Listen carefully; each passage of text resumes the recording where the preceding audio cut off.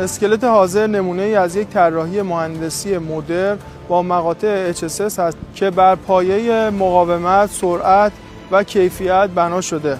سیستم اتصالات طراحی شده تو این پروژه از نوع فلنچی پیچ و مهره‌ایه که علاوه بر سرعت نصب امکان کنترل کیفی بهتر تو کارخونه رو فراهم کرده و در سازه با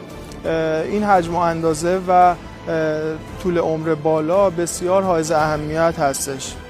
در برخی از دهان‌ها به جای استفاده از تیرهای ساده از مقاطع خرپایی استفاده شده که این موضوع